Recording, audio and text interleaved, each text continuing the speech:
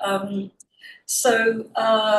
if, as various people argue, there is no concept of sexuality in ancient Greece, how can I be asking what the sexuality of a particular ancient goddess is? My responses are very much being worked out at the moment. But what I'll say I'm very much doing is asking this question, what is the sexuality of Athena, in relation to the current picture of research into gender and sexuality, and how far gender can be separated from sexuality and vice versa. Like I said, I'll be engaging with debates around essentialism and constructionism in order to investigate such issues as the ones I put on the slide here, spaces between male and female, and how Athena exemplifies these, how ancient people contemplated moving beyond the gender binary via a study of depictions of Athena. I'll think about the implications of reading against elite texts. I guess reading against elite texts, i.e. the kind of texts that Foucault predominantly focused on. And I'll consider the implications of doing this via representations of Athena. And I'll also think about what it might mean to try to read Athena with and beyond Foucault. So it will be about Athena, an intriguingly gendered figure, a girl in armour, right, as one ancient writer put it. More on who that writer was very soon. So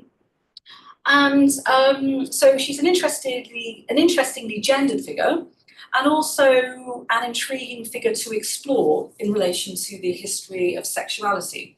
So it'll be about Athena, but it'll also be about how ancient people experienced Athena. What I'll be doing will be seeking to reflect the current turn in scholarship on ancient religion right now, the turn towards how to reconstruct the lived experiences of ancient people when they were venerating their gods.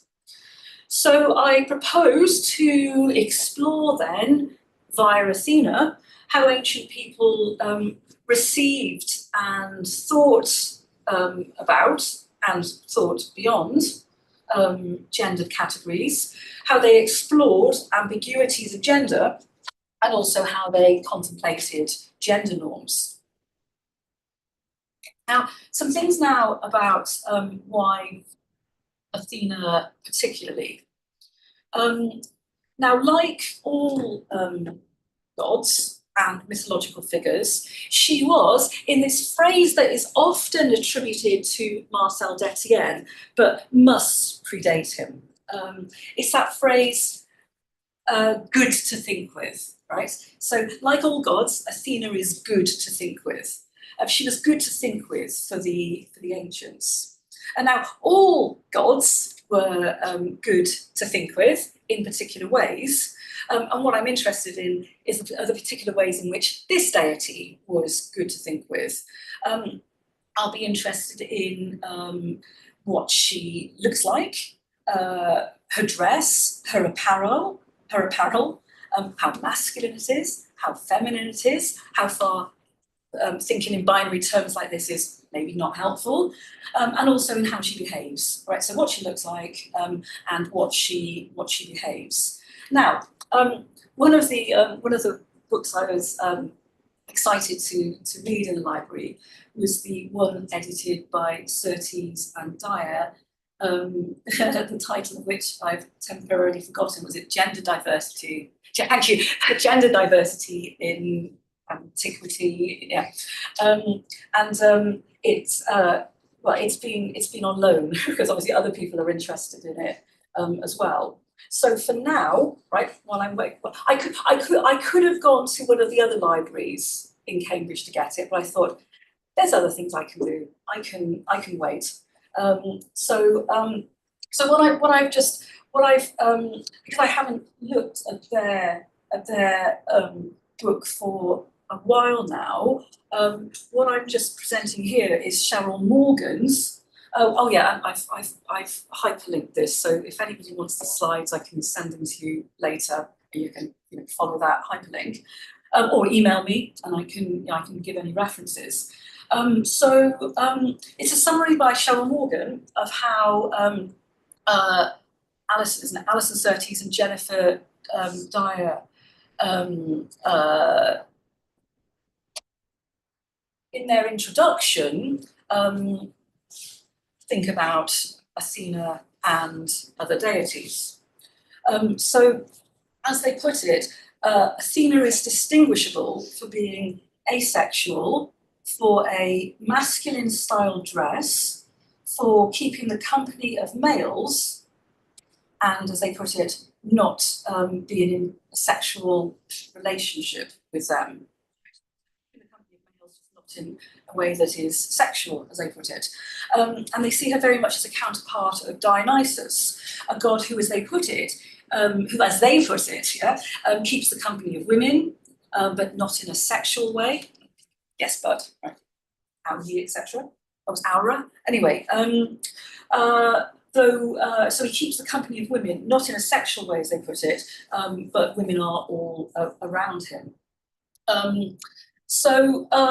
Now, what I wanted to think about for my research here are various questions responding to this, and also what I'm presenting here is obviously what is Cheryl's summary of what Surtees and Dyer say, but it also encapsulates a standard way of looking at Athena that I do want to explore. I want to challenge. They're right, but they're also not right, I suppose, to put it bluntly.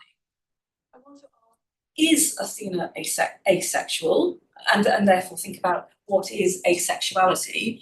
I've been reading in studies about Athena for years. Athena is asexual, etc., etc. What is meant by that? And asking what is meant by that now in 2026 would perhaps lead to very different questions, etc., to what might have been thought about this question several decades ago. So is Athena asexual? Is her dress masculine style? Does she keep predominantly male company? There are a lot of women, a lot of women, a lot of goddesses, etc., some of whom I'll introduce this evening, with whom Athena keeps company.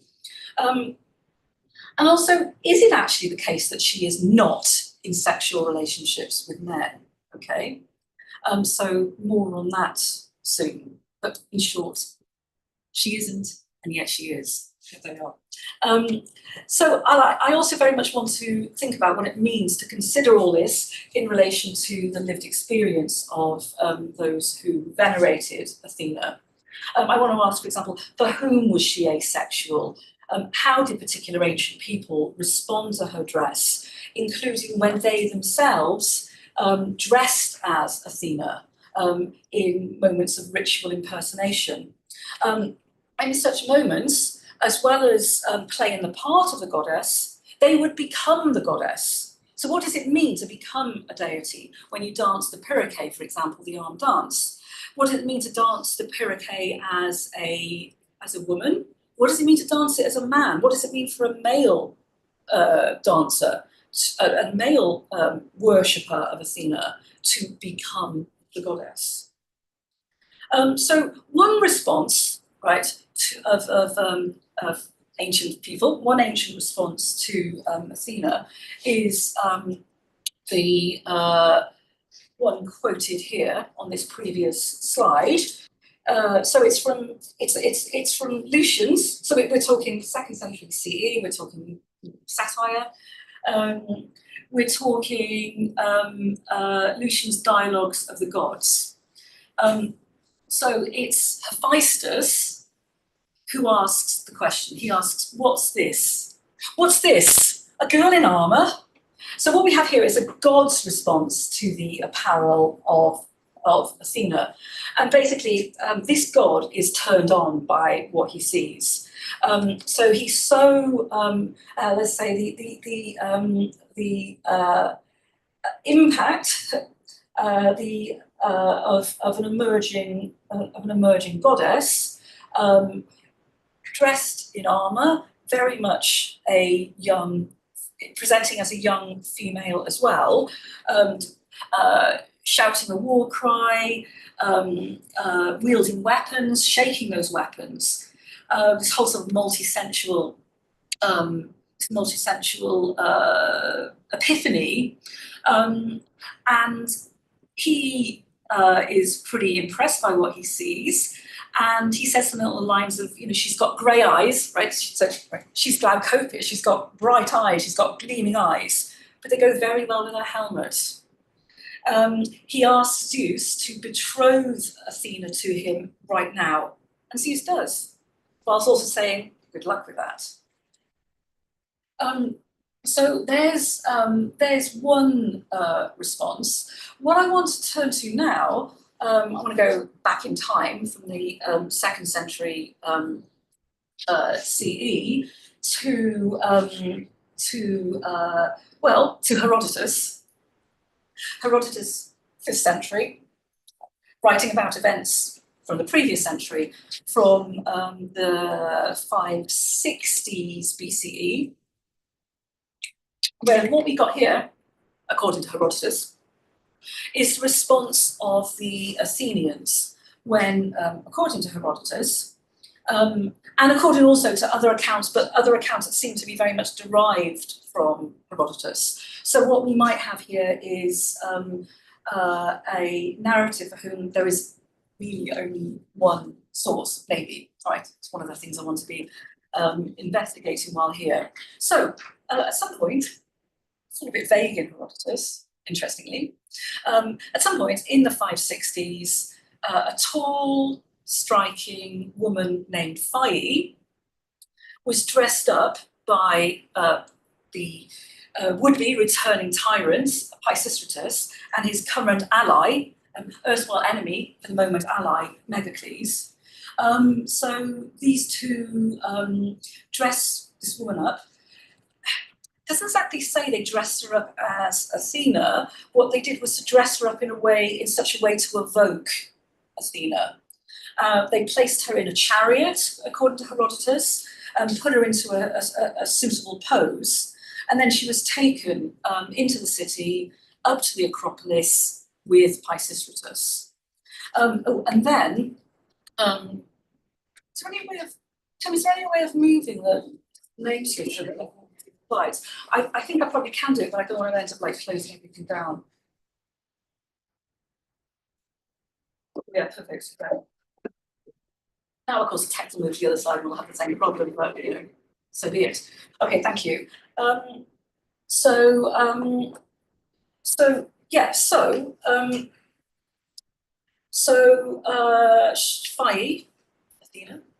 Athena was taken through the city in a chariot, up to the Acropolis summit, along with Pisistratus. And the people, according to this account in Herodotus, venerated this woman.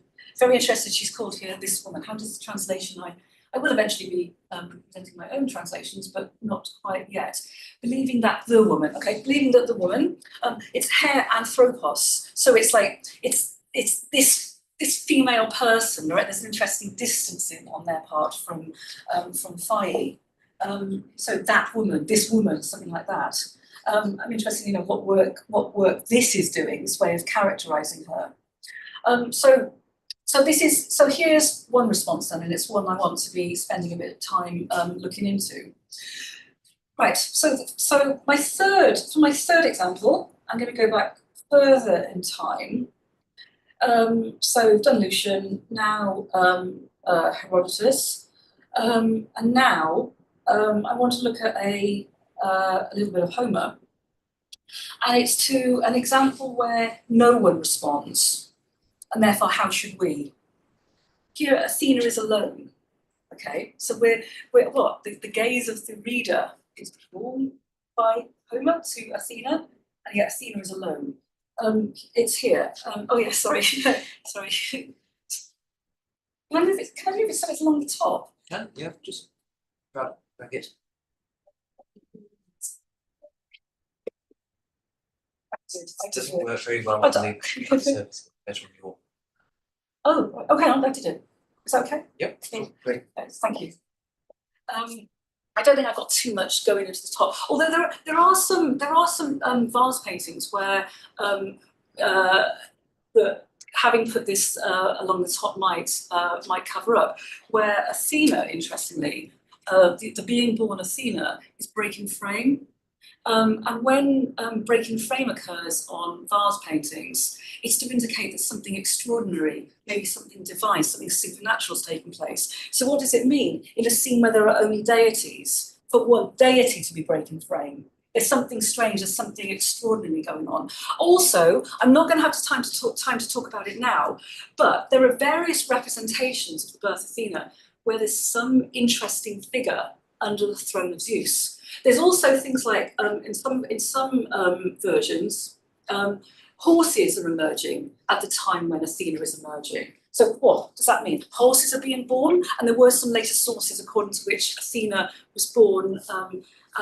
Seems to be born riding a chariot. So there's all sorts of things going on here. Some kind of Poseidon link here, maybe.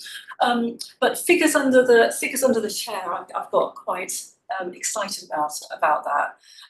Maybe a bit more of that later, but it's definitely something I'm very interested in. If you've got any ideas, I want to know my ideas, please ask. So here's an example where no one responds. Right, so Athena she's getting ready to join battle, and at the start here, she's in female style dress. And more than that, it's something that's self-woven. So she's doing the kinds of, so here we have Athena doing the kind of thing that in, for example, Homeric hymns to Athena and other gods, she characteristically does, right? She inspires others to produce intricately woven garments. She herself is a practitioner of this art. Right, so her dress is self-woven, and significantly self-woven in her father's house. So what she does is to drop that dress to the floor.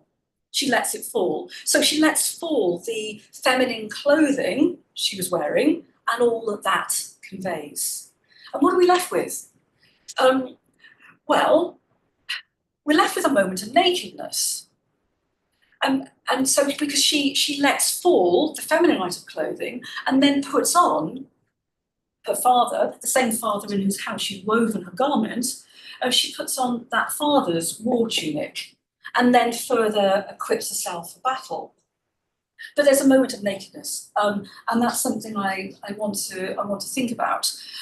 This is a brief aside. This is something I had a go at making sense of for several years now, since July 2020. It was during the riots in Portland, Oregon, where one of the protesters suddenly appeared naked, facing down on law enforcement officers,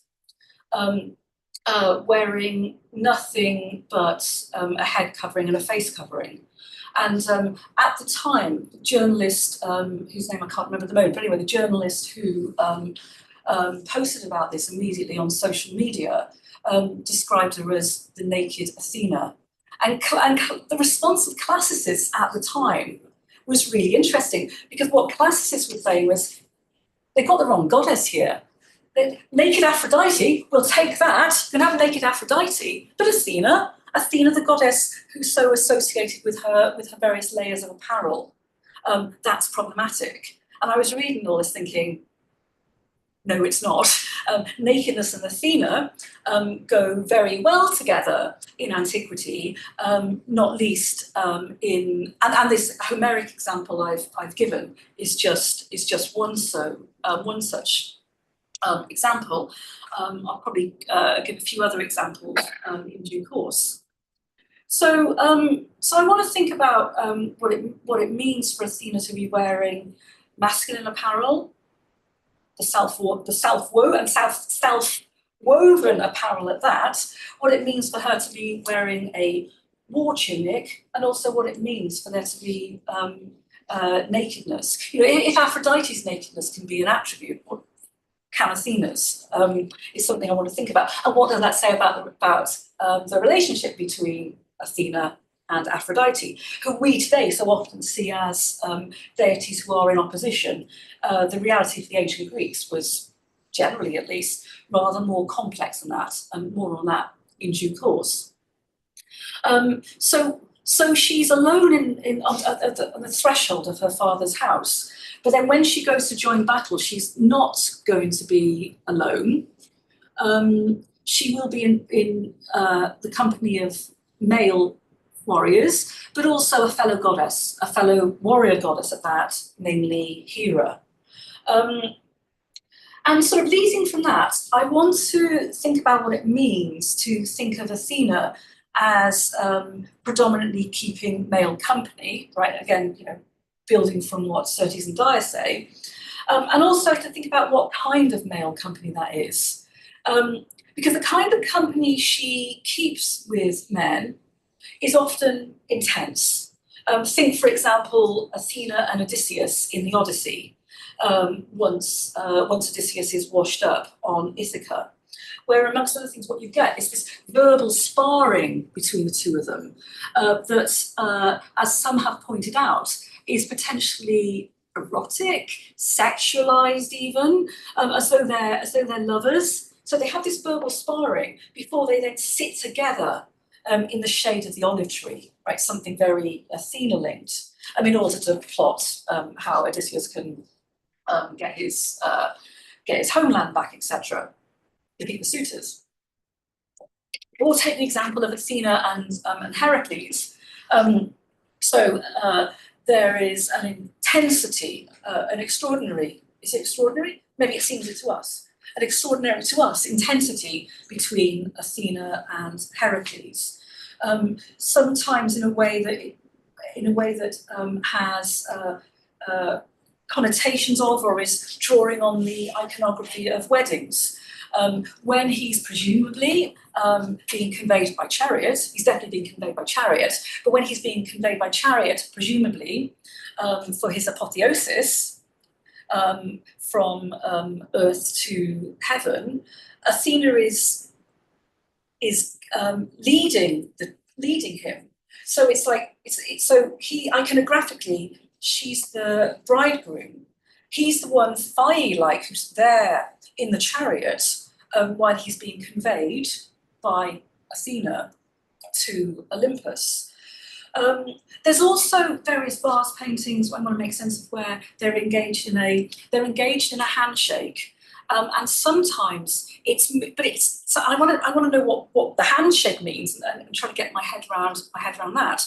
But sometimes it's more than that. Sometimes what Athena is doing, or sometimes what Heracles is doing, is not so much taking the hand of the other, but you've got that hand and wrist gesture, right? The Chaia Epicarpo, the hand on wrist gesture, that is such a standard feature of wedding iconography, where the wedding is being, iconographically at least, being presented as an abduction marriage.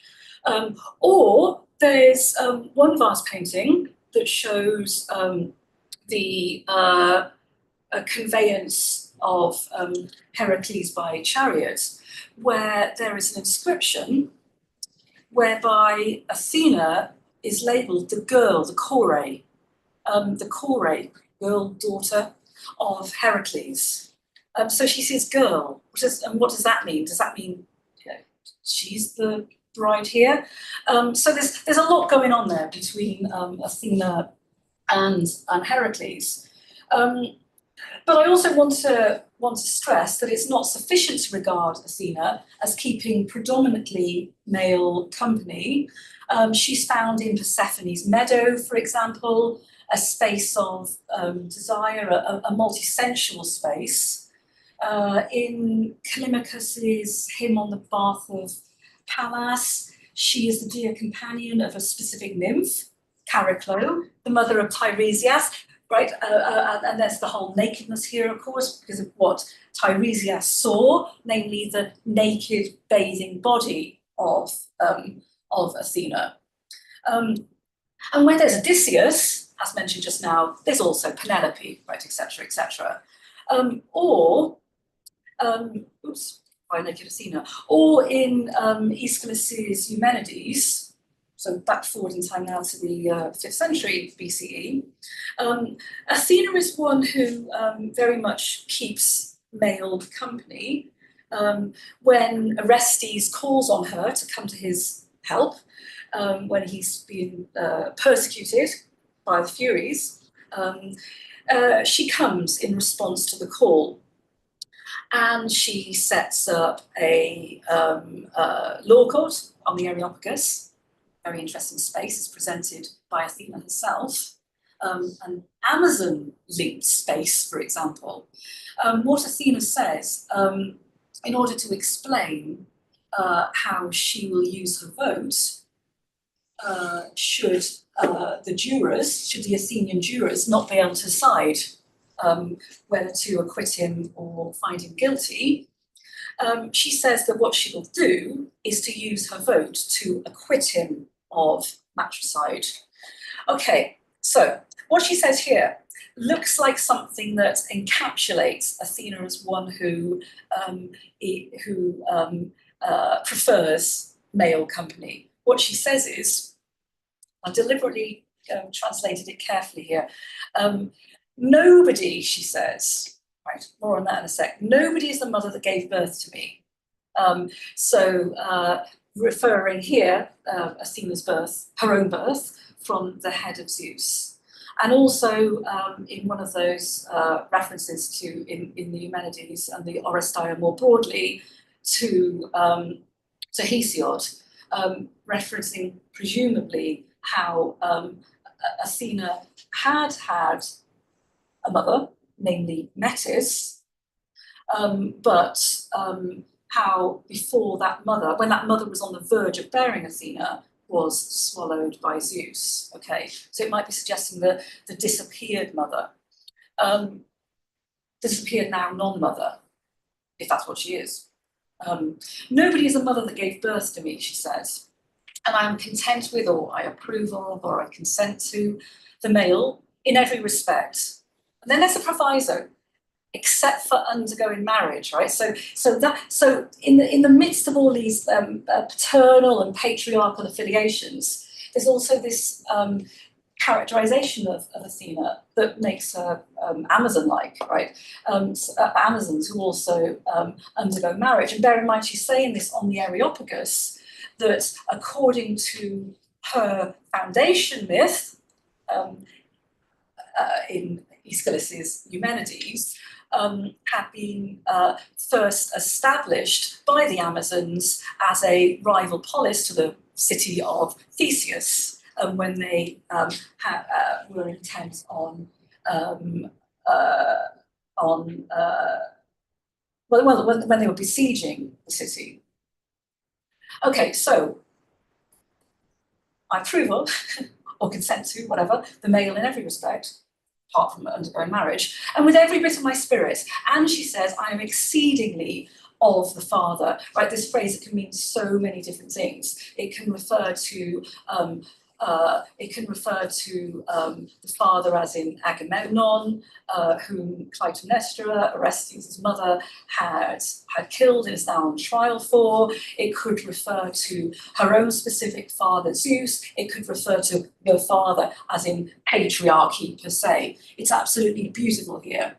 But what she also says, at the same time she makes this paternal and patriarchal set of affiliations, and just as she's saying that she's going to act the way she does because she's father-born, she also, while denying a mother and saying she's exceedingly of the father, also names her mother. That mother is nobody.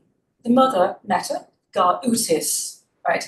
Utis. The mother is here named Utis. So what, as well as saying, I have no mother, she's also, and the tis is so similar, it's so significant. Believe me, I've been right through the Oresteia, noting every use of utis, metis as well, utis, metis, and also the significance of tis. I'm getting a bit obsessed here. But what she's saying isn't just I have no mother. She's saying that no one, nobody is my mother. Utis, metis is my mother.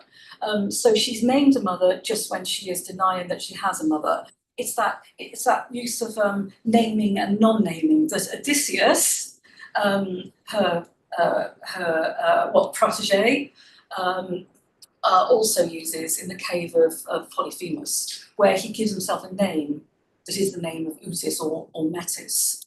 Utis, what, nothing, but here a hypostatic nothing, but it's also Metis as in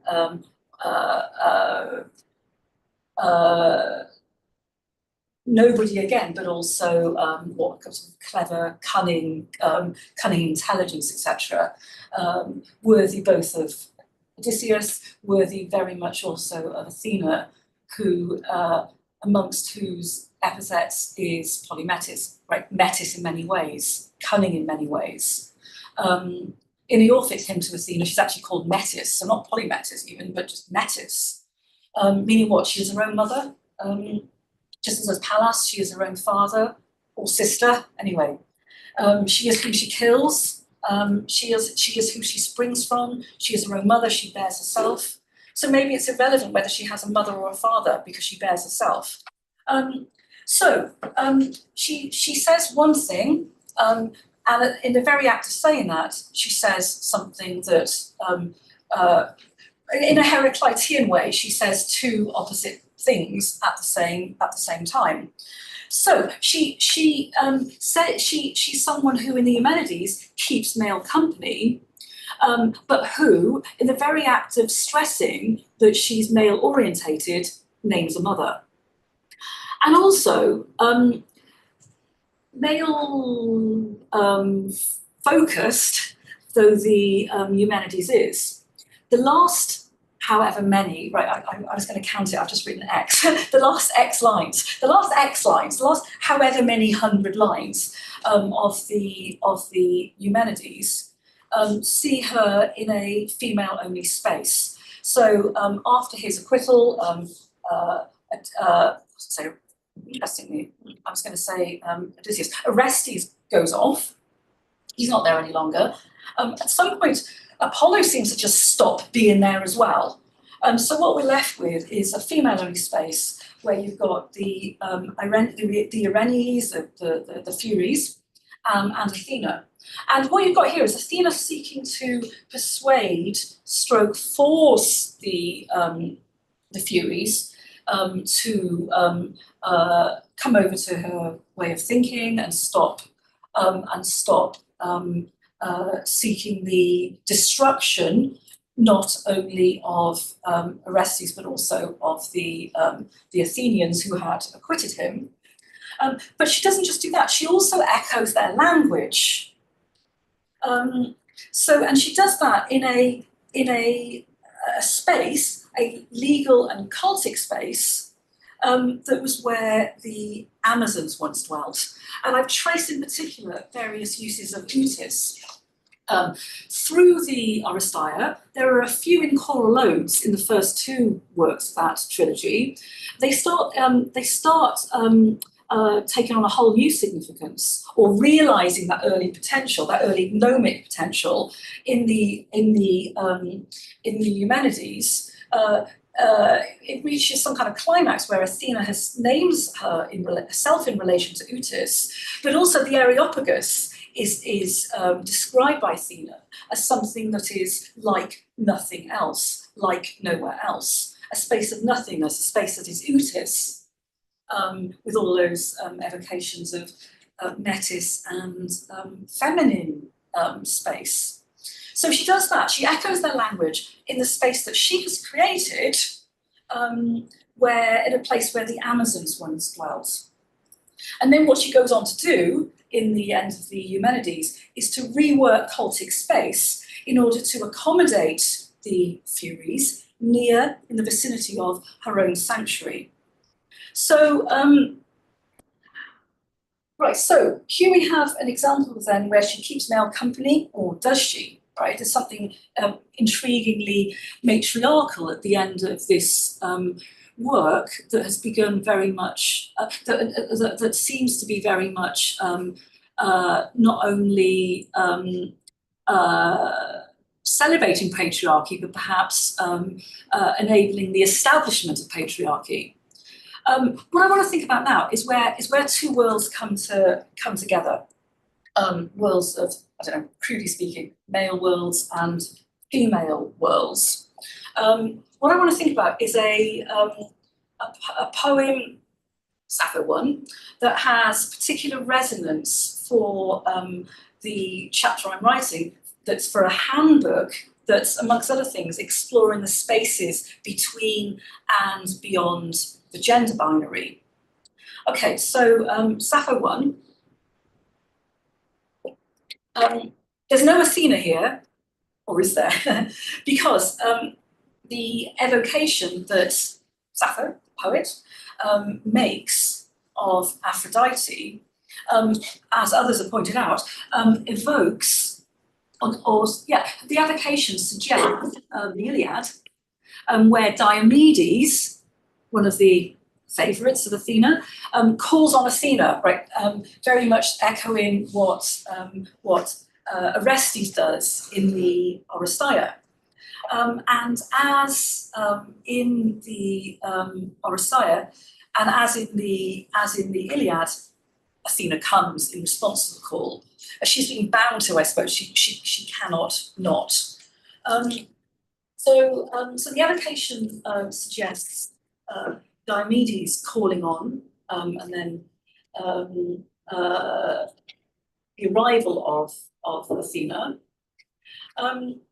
And also, the Aphrodite of Sappho 1 doesn't just come like Athena once did. She also comes as Athena, right? She comes by chariot. Although it is a sparrow led, so it's a typically appropriately Aphrodite type chariot, and she comes by chariot to be the Sumakos, right? The Sumakos, the co-fighter, to become my ally in war. Sumakos, co-fighter, as Athena was for Diomedes. Showing, I think, that it's not sufficient to divide up the intimate space of desire, and on one hand, and on the other, the space of war. So it's oversimple to see the intimate space of desire suggested by Aphrodite as something to be contrasted to the space of war that's exemplified by Athena. And this is just one example of just so many connections between these two deities. Think, for example, the helmeted deity of Spartan coins, who could be. Scholars have much debated the question of, is it Aphrodite, as it's Corinth? Is it Athena, as the figure is helmeted? Maybe the point here is that you can also have an armed Aphrodite. Maybe the point is ambiguity.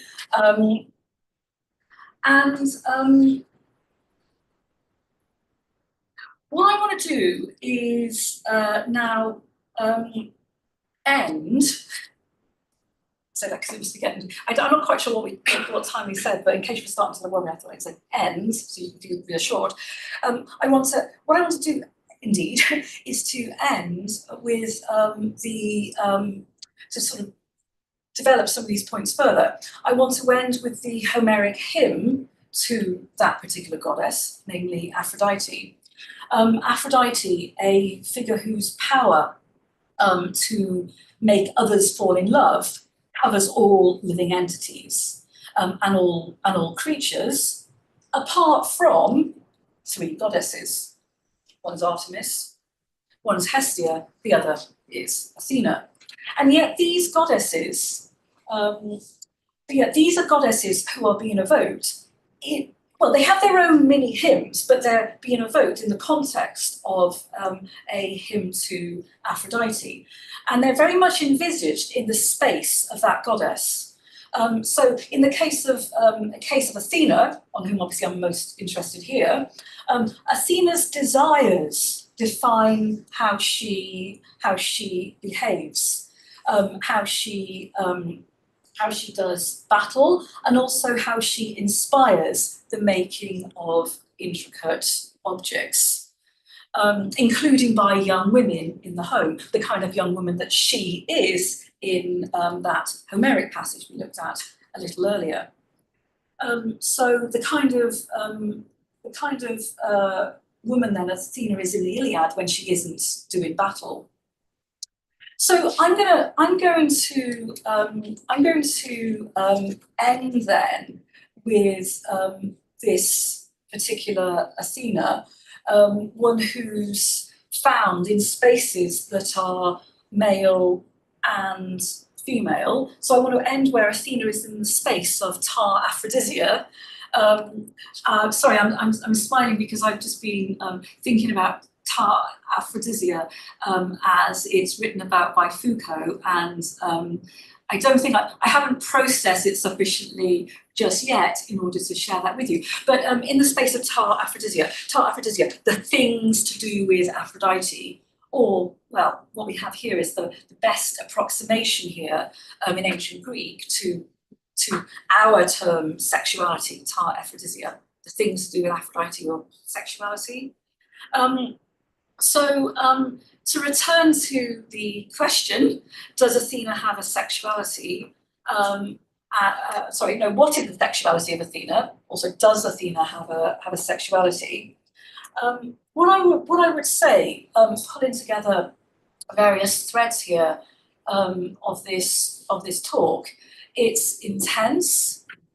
It's channeled towards experiencing. It's channeled towards emotions. It's multisensual. It covers such a range of things as battle and crafting. Elsewhere, Athena is one who also crafts children. Her ability to create intricate objects that can be so striking that they seem real, or maybe therefore are real, is something that I want to explore while I'm here. So she crafts children without having sexual intercourse. So she manages to parent children, and she manages to do that with a co-parent. Unlike Hera, when Hera is able to bear a child, Hephaestus, without any male input, right? Sometimes he's a child of her and Zeus, sometimes he's her self-born child, right, that she conceives without sexual intercourse. So Athena parents children with a co-parent. In the case of one child, Erichthonius, the one who is, amongst other things, very of the earth, she co-parents with, whilst also non-parenting, with Hephaestus, another deity who's skilled at creating intricate objects that look so real that they are real. And there are other children of Athena as well, including that strange armed band of dancers and musicians, the Telchines, that have such a strong mystery cult link, and seem to be linked with other figures who are connected with Dionysus, also with Athena, like the Corybantes and the Curetes.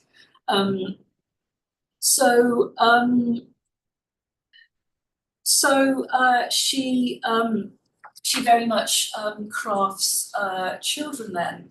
I'm going to just end then by thinking about what it means for Athena to be found in spaces between male and female, between masculine and femininity, and connected with that, how she's found in spaces between arriving at the one hand and also not existing on the other. She's one who keeps appearing and yet is concealed, and yet whose concealments can be removed, whether it's when she's bathing or when she is moving between one space, the space of the father's house, the woolworking space, and the space of warfare. She's someone who's always becoming.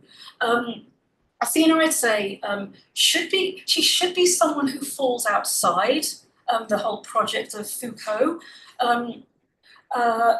because she seems to be sexually absent, and yet she's one who it's more the case that she produces. I would say it's not about lack, it's about potential and possibility. What Athena manages to do is to produce alternative forms of intimacy. Okay, so that's all I'm going to say for now. I'm going to step outside of my own debate right now, and thank you.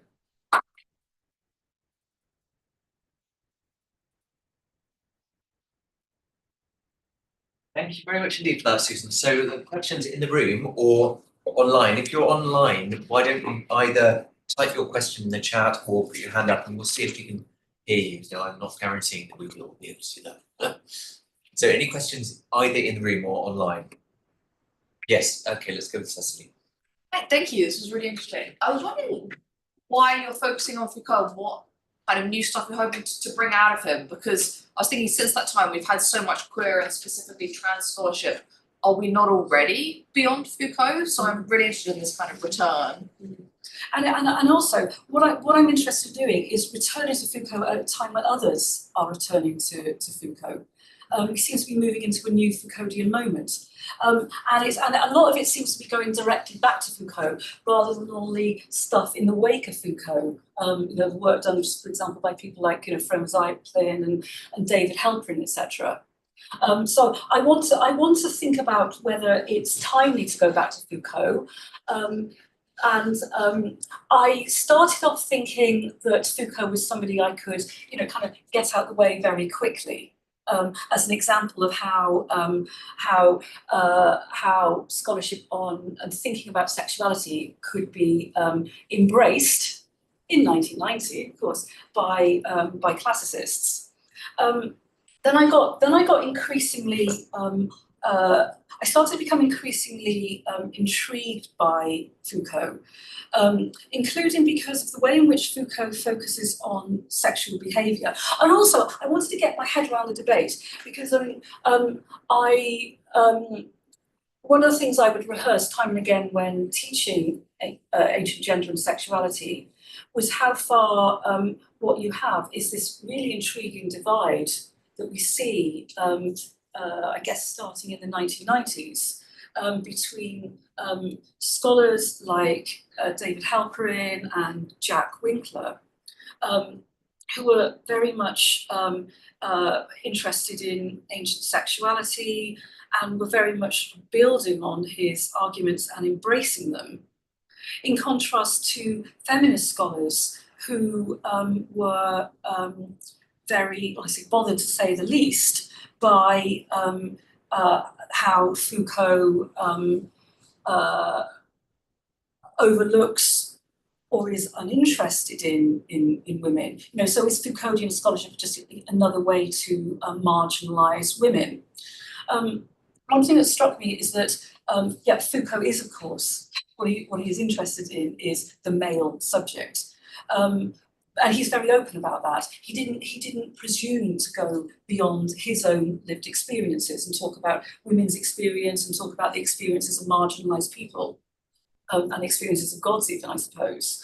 It's now, I think, very much in the spirit of Foucault for others to consider the applicability of what he says about the male subject to such things as seeking to control one's desires in a way that sort of builds on his project.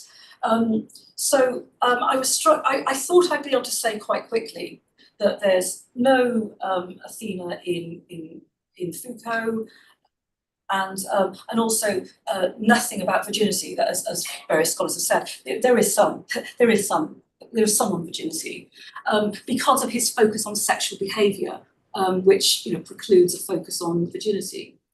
And yet Athena does engage in sexual behaviour, as I gave a flavour of just now. And I'm also interested in how far the virginity of Athena is something that is commensurate with what Foucault says about Sophrosyne. She's described in terms, in Sophron type terms at various points as well. So I want to think about what that says about virginity as the mastery of the self. I want to move away from seeing virginity as a solely negative or exclusive category.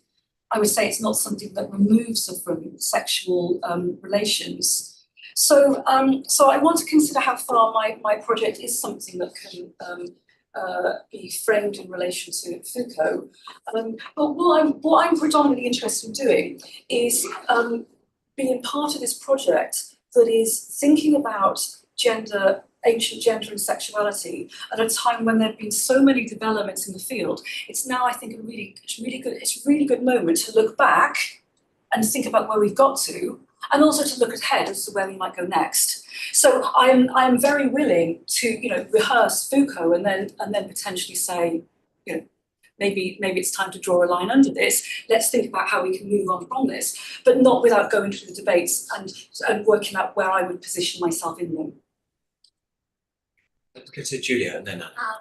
Thank you, Susan. I'm afraid the book might be with one of the sex and gender students. Hopefully they're going to give it back soon. Because they're still writing the assignments, weren't they, from last term? Yes. Oh, they might revise. I don't know.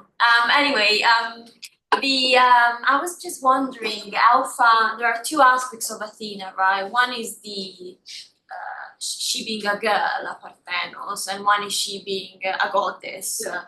Right, and how those two aspects complicate the idea of the gender binary, right?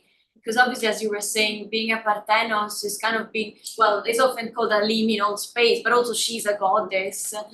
And in this respect, because you kind of hinted at thinking about how that reflects ancient perceptions of the gender binary. Mm-hmm. One thing that, my students always say, oh yes, by Athena, oh yes, by Dionysus, and then there's the article by Carla Owing who says, yeah, but those are gods and not. Those are gods, yeah. So I wonder yes. how that Yeah. plays into. Yeah, exactly. And I suppose what I would say is that a goddess is not a woman, but yes, a goddess can sometimes be a woman.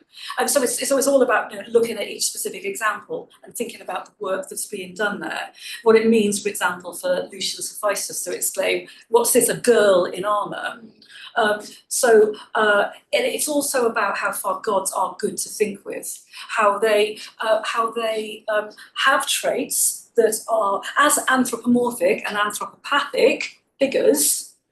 They have traits of mortals, and yet, of course, they do that in a. They're not confined to mortal traits, etc. And they can transcend them, and they can intensify them as well. So they are and they are not like mortals, and consequently they can be seen as good to think with. And I'm especially interested in the case of Athena, where something particularly distinctive might be going on because of the extent of ritual identification with Athena, whereby in worshipping Athena, you are becoming her. So what does it therefore mean? Does that mean now she's now come down to earth and become gendered in a mortal way? Or is it more now that mortals have started inhabiting the space of Athena? And what does that mean if that mortal is a man? What does that mean if that mortal is a woman? So there are no simple answers here, and yet she is described in these terms that can also characterise mortal women. Kore obviously being one example. Kore is of course also a goddess, Persephone. She's all. You said Parthenos. Now, one of the things I was actually going to start to say in response to your question, I thought maybe I've answered it too long, though I could go on all night and perhaps will. But Parthenos is really. See, that's one thing that's interesting there is that when Hephaestus tries to have sex with Athena and kind of does have sex with Athena. The way in which she's represented is very much in line with the way in which a whole set of parthenoi, both mortal and immortal, goddesses, nymphs, etc., heroines, are pursued for sex when they're away from any male protection, as Athena is, and they're pursued for sex and end up having a child. And in the case of Creusa and other women,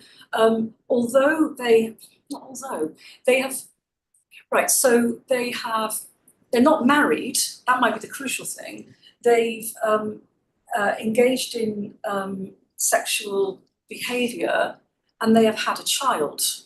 They have become mothers, but they can still be called parthenoi. So there's Parthenos also as something like young, unmarried, but marriageable woman. And that fits with what I was saying about how Athena's always becoming. So she obviously can transcend the constraints that mortal women face in that she's able to have a child and yet not have a child. She's this, this impossible figure. So she's this, I suppose, a fantasy figure, someone whose womb never gets fertilized, except she wipes off Hephaestus' semen with a piece of wool, and then grinds that into the ground. What's that? Fertilizing the ground. So it's as if it's as if that's standing for her womb. So she's an impossible figure, as Nicola Rowe puts it, in the female world, in the real world. But what she's also doing is reflecting and refracting aspects of that world. So she's not a woman, and yet she's described as Gune, Parthenos, Kore, etc. Let's go to Anna, and then we'll take a question online from John Wilkins. Thank you for this fantastic presentation. I have a question that comes from the 5th century CE, so 5 centuries down the line. So in Onos Dionysiaca, Athena is described with the same adjectives like Mary in his Christian poem, the Paraphrasis. And my question is whether we have a scholarly tradition that builds on this Mary and Athena, Byzantine connection that leads down to Foucault, because now we have also Foucault's Christian writings, and we can finally read them. So whether we can read the Parthenon mentions in the previous work of Foucault, not through the prism of the 90s, but through the prism of his current Christian scholarship. Yes. Primarily Catholic. Yes. I mean, one other thing would be the way in which the story of Athena's in that line of the girl's tragedy, as Walter Burke calls it. The young woman who has sex with a god and has a extraordinary child. So Athena's in that vein. Mary is as well. Yes, I mean it's definitely there's a wealth of stuff there. Could you send me the reference link and I can look on Φυγόδερνος, and then you have it all. So this is like the main connection between Mary and Athena in the Dionysiaca, and several other names which are the same category. Yeah, thank you. Yeah, I'm sorry. Okay. This is. I looked at this years ago, and I want to revisit it. I can say there is a lot of stuff, and of course I can't remember what it is right now. But thank you so much. And maybe I can just take a break from Foucault and look at that tomorrow. Anyway. So yes, thank you. John. Hi, John. Yes, John. So if you could unmute yourself, and we'll see if we can hear you in the room. I'll try various speakers. Am I unmuted? Can't hear you now. Can't. Let's try that one. Hello. Hi. Are you speaking, John? I am speaking. speaking. Cycle speakers. I am speaking. I'm unmuted.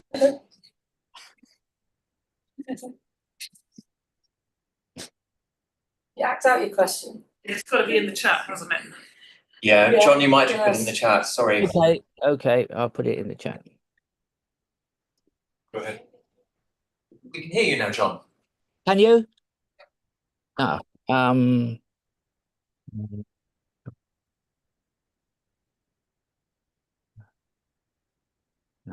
woman. Yep.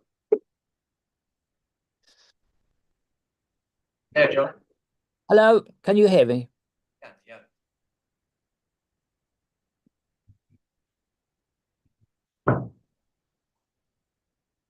Very odd. Are you speaking now, John? No, I'm not. I'm typing. Oh, okay. No, but you can speak if you like. Speak right now. We can actually hear you. Right, I will speak. Thank you. Thank you, Susan. I liked you going back to your PhD, and you made me think about my PhD. Obviously, I'm much more ancient than you are, but it was on Euripides' Heraclidae, where Athena is invoked as mother, queen, and guard, Mater, Despoina, Tikai, Phulax. And you refer to her as a mother of Eryxonios and that. But my main thought is you have a problem which Foucault never had, which is a goddess is an enormous thing. A goddess is all encompassing, nothing like a human being. You could say, oh, she's a bit like a woman because she does weaving, or she's a bit like a woman because she wears a dress, or a bit like a man because she wears armor. But she is a completely overwhelming thing. And so to apply ideas of sexuality to her seems to me of a completely different order from applying it to Penelope, say. So that was the first part of it. And the second part is you refer to elite texts. Foucault talked about elite texts in the ancient world. And I just wanted to see if you thought tragedy is an elite text. It doesn't have an elite reception. It has a massive reception more than any other genre that we have. So is the Heraclidae or the Eumenides an elite text or not? Right. I'm going to say just like all right, echoing I think the other answers I've given. It is and it isn't. Right, and that's like okay. There's a very Athena answer to that, isn't it? Because she can do two different things at the same time. So tragedy is elite. It's also extremely inclusive, right? It's also it's inclusive in terms of who watches it. Some would say all men, but potentially. I'm starting to lean increasingly towards the women would have been there as well. Whoever bought tickets, etc. So you've got choruses as very inclusive, and also the potential for the spectators to be part of this whole ritual event. So I would say highly elitist and in an intertextual relationship with other elite texts, yet in a way that because of the role of the audience and of the choruses was also strikingly and perhaps distinctively and maybe uniquely non-elite as well. Thank you. John also asked about the magnitude of Athena as a figure. Yeah. What I'll say right now is I really like the way you put that, and I suppose it also fits with what I said briefly when I went into a little aside about vase paintings. Is that there is something amazing about the little Athena, right? The small scale Athena that emerges from the head of Zeus, that is also huge in its magnitude, in that she's actually breaking frame, right? So Athena is how do you say it, huge, etc. I like that, and one of the things I'm really taking from your question and also from the earlier question is just how important it is to think about what it means to consider the sexuality of an ancient deity who is modelled on God. Well, I suppose like gods are human creations, right? We create gods in our own images. So what it means to create deities that are good to think with, that are like us, but also, to put it crudely, like us, but not like us, who can be confined to the same gender norms as others, but can always exceed them. And what that says for it. I'm also interested in how Athena is also always interacting with mortal figures, what it means for Athena to be, what it means for the Athena of the Odyssey, for example, to be represented in a way that is very of Odysseus. So he's her patron god, but she's being defined and created in a way that's very much modelled on him. Likewise, the Athena of Sappho is a distinctive, well, the alluded to Athena of Sappho is a very Sapphic figure. Athena, Athena can't be confined. Athena is always coming into existence, and yet she can transcend norms of gender and sexuality in a way that can also shed interesting light on those norms. Thank you very much. Last question, I think. Very small point. Sorry, it's a more of a small footnote comment on your translation to the Humanities. And that seems to me that again at all was particularly appropriate when you're referring to generation, which leaves completely, which doesn't tie to the female body per se. Mm-hmm. And I was wondering whether you see that as facilitating the reading of Utis, in the sense that it could literally be the case. Tic-toe would not have worked, but that would have worked. So it would reinforce your point that no body generate a mean, however. Yeah, I agree with that completely. So you wouldn't translate Yes. gave birth to me, but begot me. Yes. Yes. Begat. Yes. Yes. Begat. Yes. Yeah. Absolutely. I love that, and it's an extremely like any bit of the humanities or the Aristotle more broadly. That was a very frustrating passage to translate, because in translating I was pinning down what I think is deliberately meant to be very open.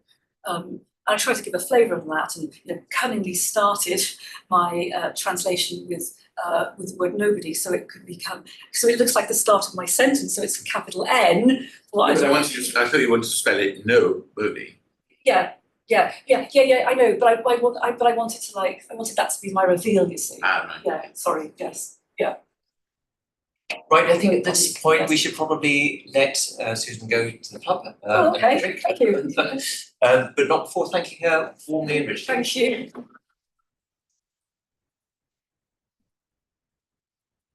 Thank you everyone online for coming.